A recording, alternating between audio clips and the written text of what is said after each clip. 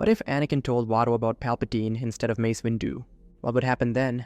We pick up with Anakin on his speeder, flying to the temple after learning that Palpatine is a Sith Lord. Let's begin. Evening traffic blurred past as Anakin set his custom 4-seater to autopilot, aiming for the temple's landing platforms. He thumbed the controls, dropping the driver's side viewport into its housing, and cold air whipped through the cabin, doing nothing for his racing pulse. 13 years, the thought arrived sharp and unwelcome. 13 years of council meetings, diplomatic missions, strategy sessions. Palpatine had been there through all of it, that grandfatherly presence woven through every major moment, like malware in the code. The irony tasted bitter.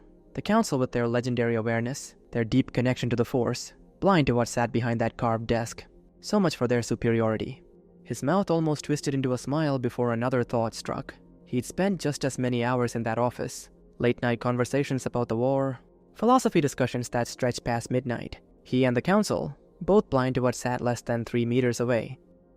The proximity alert chimed. Temple ahead, 2 kilometers. He needed to tell someone, but who? Master Windu. The name brought immediate images, that violet blade igniting, the assassin's head rolling across Geonosis sand while his son watched. The master could have taken his arms, the legs, left him alive for questioning, but Windu went straight for the neck. And Fett's crime? Looking threatening in proximity to a Jedi. The Order had ancient protocols about non-Force users showing disrespect through aggressive posturing. Windu had interpreted those protocols liberally. Lethal force first, questions never. If Windu found out Palpatine was a Sith traitor to the Republic, the confrontation would end the same way. It would be difficult to extract information about preventing death from a severed head. He considered other options. Padme would go public with the treason immediately, mobilize her coalition against Palpatine. He'd be testifying against the Chancellor before the Senate within hours. But with Palpatine's own political support, the outcome wasn't certain, though Anakin could imagine how it would play out. Since Palpatine was too well shielded, someone close to him, Mas Amedda perhaps, would be investigated. The Coruscant police, the CSF, would send a special unit to arrest him. The Vice-Chancellor would resist arrest, unfortunately necessitating lethal force.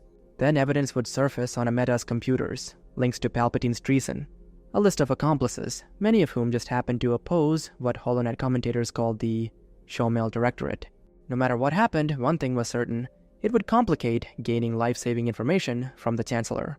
And even if he tried to explain why he needed Palpatine, she'd never believed his visions anyway, dismissed them as nightmares from too much HoloNet browsing.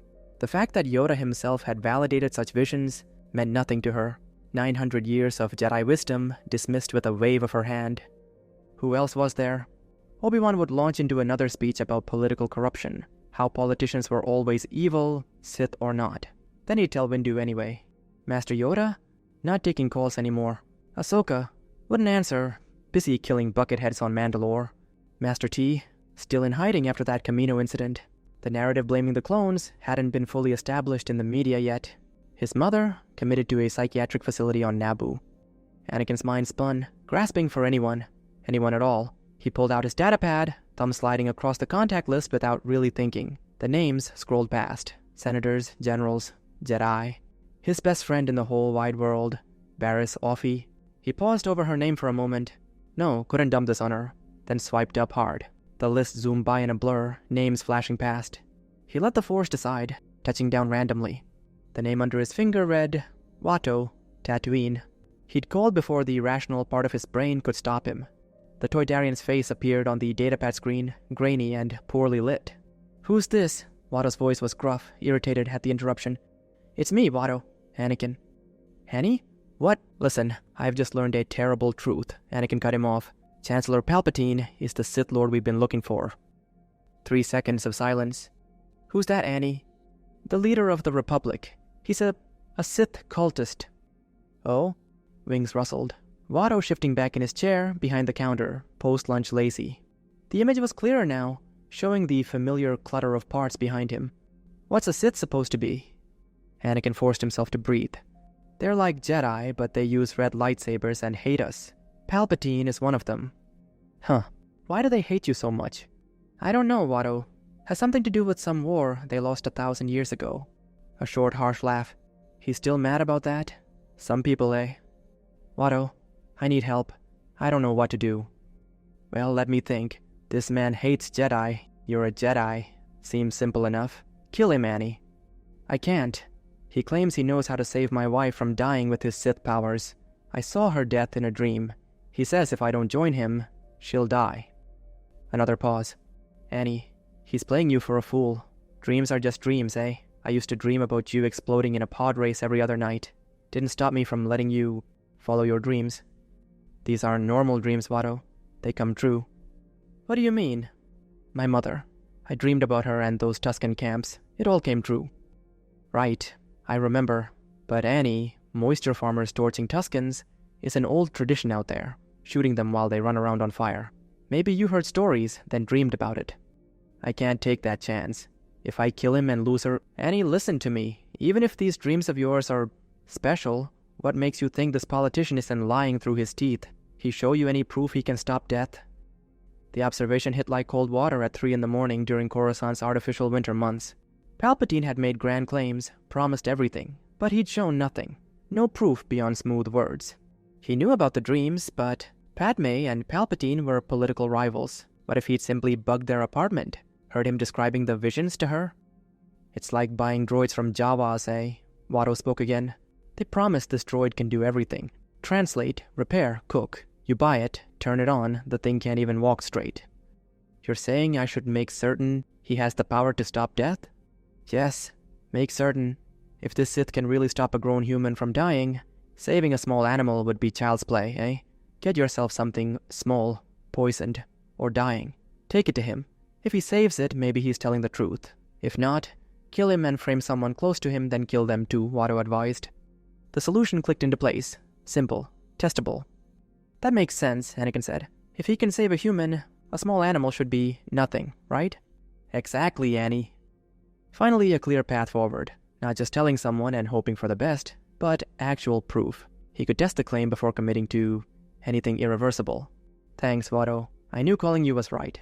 Sure. Now go find out if he's full of bantha shit. The call ended. Anakin tossed the datapad onto the passenger seat and canceled the autopilot route to the temple. Taking manual control, he pulled out of the traffic lane, thinking. He needed dying animals. Small ones. Who would have... Of course, Anakin muttered, the realization hitting. I know who can help with this. The speeder banged sharply toward Cocoa Town.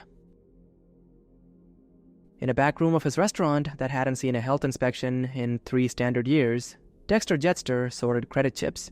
The high-stakes sabacc game had run 18 hours in here, and he'd dressed appropriately. Dark blue jacket over a black shirt and slacks. Nothing that would draw attention among the usual players from Cocoa Town's gambling circuit. 4 arms made quick work of organizing the winnings into separate stacks. His opponents never noticed the marked cards. The comm chimed. Skywalker. Audio only. Anakin, it's been too long. Dex, I need a favor. Fast. I'm heading your way. I need an animal. Small, alive, but dying. Poisoned with something slow. What's this about? It's for the Chancellor. Kind of a science experiment. Science experiment? With dying animals? Look, Dex, can you help or not? Course I can help. Got some Vanic lizards here for the weekend special. They're small, about the length of a human arm. Should I poison them? Though they won't taste right if I do. They just need to be dying, Dex. Close to death, unless someone intervenes. Some kind of slow-acting poison would work, right? Well, these ones are already dying. See, with Vanic lizards, you have to remove the poison glands from under the roof of their mouths, then keep them alive for a few days before cooking. Otherwise, the meat won't be any good.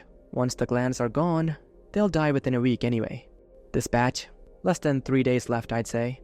Will those work for your experiment? No poison needed. Anakin considered it, briefly. Yeah, Dex. That'll work. Should I bring them to you, or... A door hissed open on the other end of the comm. Footsteps, moving fast. Seconds later, Anakin burst through the backroom doorway. Where are they? He didn't wait for Dex to speak, already scanning the room with that particular Jedi impatience. Kitchen, follow me. Dex could tell pleasantries weren't on today's menu. The basilisk led him through to where he kept the livestock. They passed freezers, prep stations, equipment that had seen better decades, until they reached a containment unit with a shimmering force field lid. Dex hit the release. The field flickered off.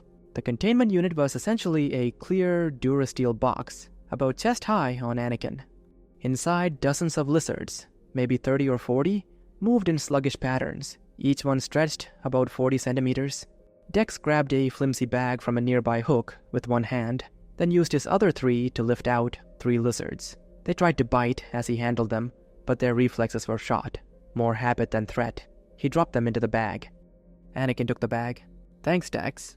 I'll send payment later." He was already rushing toward the exit.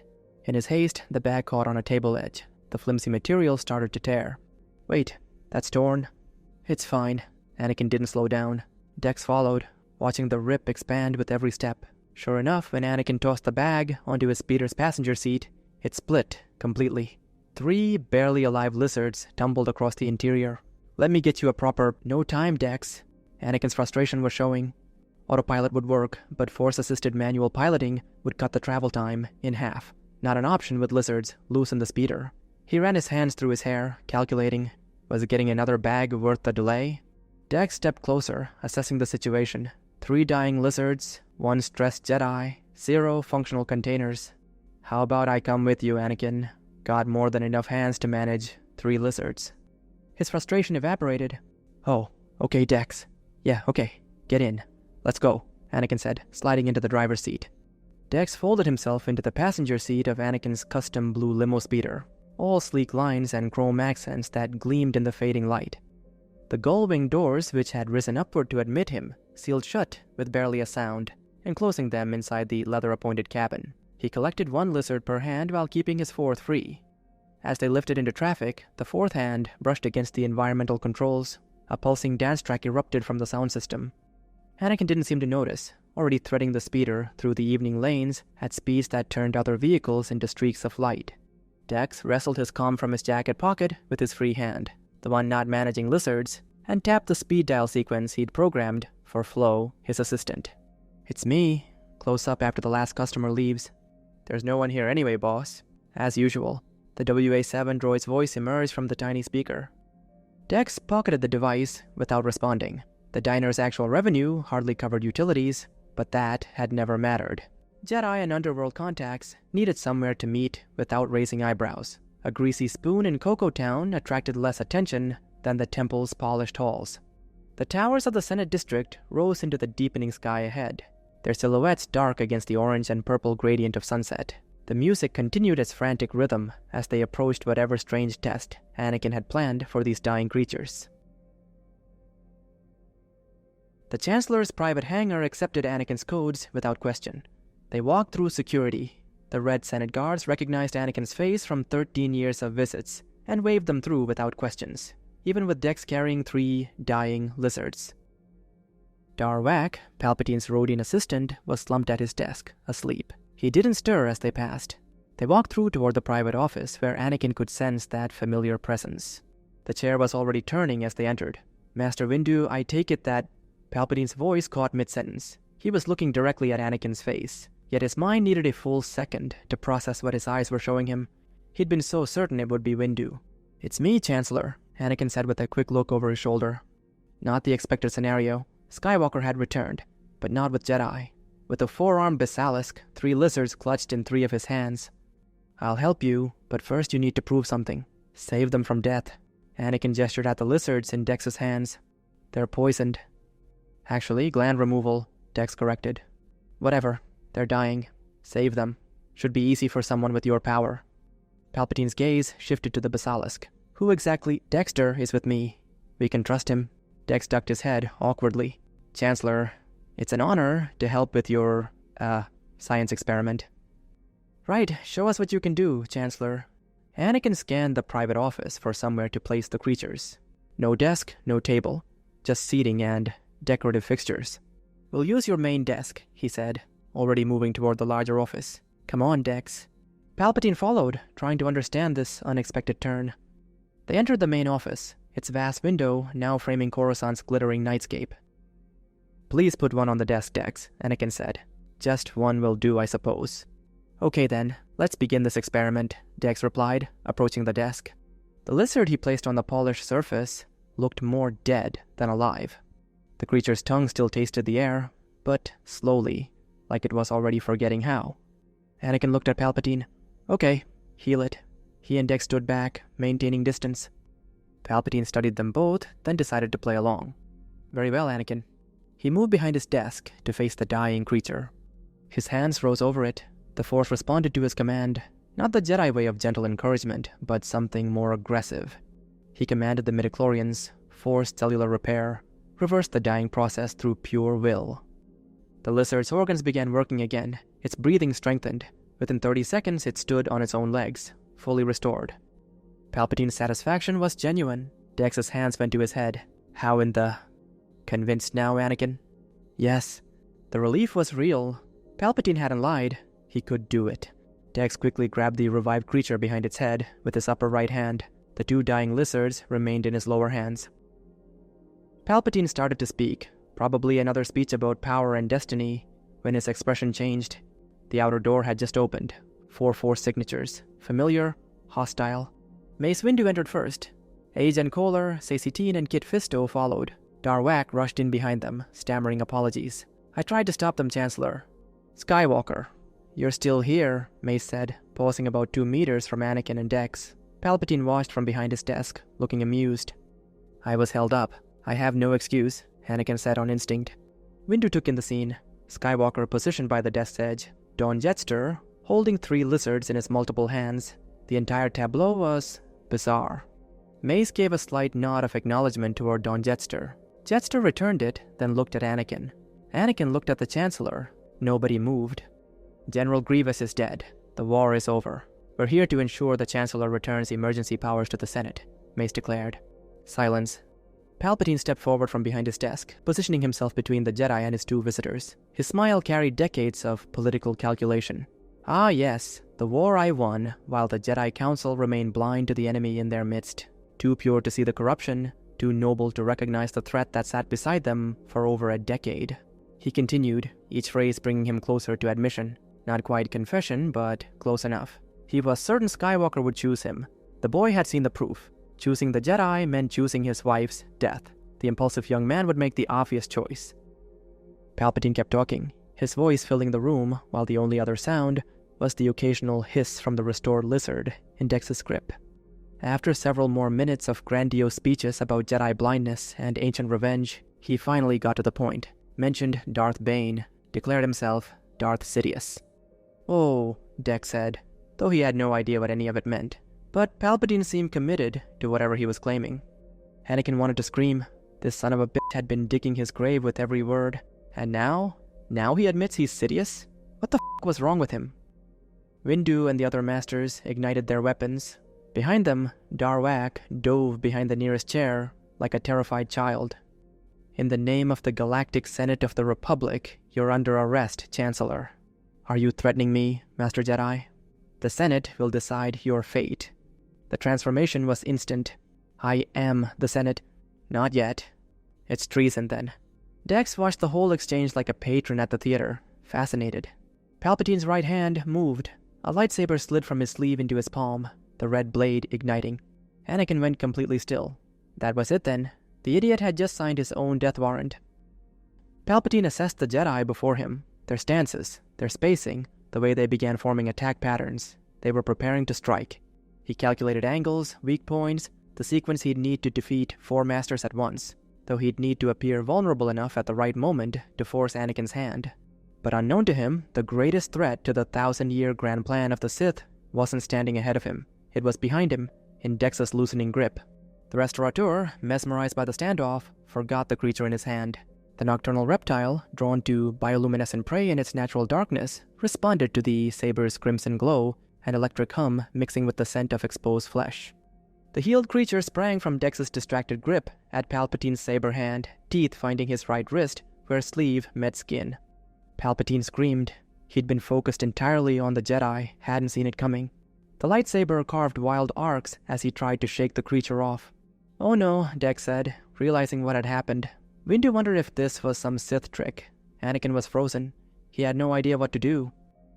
Palpatine's pain-driven force push sent the creature flying at Windu's chest. The Master caught it reflexively, bringing it close enough to bite his arm. His scream joined Palpatine's. Ajan Kohler moved on instinct, but months of smoking Lunaweed to clear his mind had left his reflexes sluggish, his judgment compromised. From Windu's left, he swung to cut the creature. His blade took Windu's left arm off at the elbow instead. Kit Fisto panicked. Fucking shit. He kicked the severed limb, lizard still attached, sending it flying toward Palpatine. Anakin and Dex quickly moved to the side as the Sith Lord leaped straight up into the air, spinning multiple times with his saber. The limb missed him entirely and landed on his desk behind him. Palpatine landed and turned. The lizard was still alive and furious, but occupied, its jaws locked onto what remained of Windu's hand, Windu's screams continuing in the background of the chaos. Palpatine stared at the creature, pure rage burning in his eyes. Now, young lizard, you will die. He raised his saber overhead with unnecessary flourish. The Sith Lord snarled, an animalistic sound of pure rage, as the blade descended. No! Dex shouted, understanding what would happen. These creatures survived in the wild through chemical warfare. The glands under the roof of their mouths produced a hallucinogenic compound they injected into prey, putting victims into a euphoric, relaxed state. Prey died happy while being eaten alive. The same substance coated their bodies. Anything that bit into them got a mouthful of the compound, muscles relaxing, defenses dropping, until the lizard fed on its attacker instead. Removing the glands stopped production entirely. Over a few days, the substance broke down naturally from their system, making the meat safe to cook and the creatures easier to handle. What Dex hadn't mentioned to Anakin, because it hadn't seemed relevant, was that the real money came from the glands, not the meat. Those pouches held serious value on Coruscant's psychedelic markets. A few milligrams of the green substance, properly extracted and smoked, produced a euphoric high. By the time Dex realized the lightsaber was about to fry the entire lizard, it was too late. He'd heard the stories. Using a full gland at once meant extreme hallucinations, complete detachment from reality. Palpatine's weapon slashed through the lizard's body, instantly vaporizing it, and over 12 grams of one of the core's most potent psychedelic compounds. Green fog exploded through the office. The two remaining lizards tumbled from Dex's grip as he grabbed Anakin's robes. We need to leave. Now. Anakin didn't move, watching as green vapor engulfed Palpatine and expanded. Then the effect hit him, needles stabbing his nose, his eyes, his throat. The Masters felt it too. Dex felt it. Everyone stumbled backward, the stinging unbearable. Mace's screaming finally stopped, replaced by violent coughing that overtook them all. Come on. More tolerant to the effects than the others, Dex dragged Anakin away. He pushed at the nearest Jedi, shoving them toward the exit. They moved, stumbled, ran. Sith or not, the pain was unbearable. Their brains felt like they were leaking out through their noses. Dex spotted Darwak curled behind a chair, coughing and trembling. Come on, little buddy. He scooped up the receptionist with one arm, holding him like a briefcase, and kept moving. The group, Knight, Masters, Chef, clutching a terrified assistant, tumbled into the outer reception area as the hallucinogenic effects began to take hold. The effects hit everyone differently. Palpatine, who'd been closest to the explosion, and whose brain chemistry had been warped by decades of dark side use, got the worst of it. Reality became negotiable. He existed on Korriban and Coruscant simultaneously. Plagueis spoke through mathematical equations. The nature of existence became a question, rather than a fact. His attempt to duel enemies across 7-dimensional planes resulted in his lightsaber finding mainly his own body. The Jedi and their unlikely companions had made it far enough into the outer reception area that the worst of the concentration was behind them. But the effects were unavoidable. Mace laughed, a strange, disconnected sound, as his altered perception processed something incomprehensible. Dex gently lowered Darwak to the floor as he felt himself losing coherence too. Ride it out, he managed to tell the others. Fighting won't help.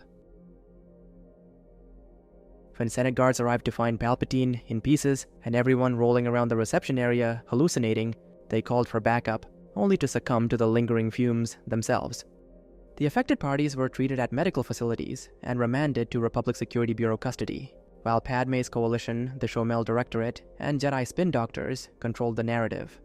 The official story claimed Palpatine had been licking psychedelic lizards in his office when the Jedi arrived to demand he surrender emergency powers. He'd refused, attacked Master Windu with an unregistered lightsaber, then used it to set the lizards ablaze, getting everyone in the room high before dismembering himself. A version corroborated by his receptionist and an independent witness.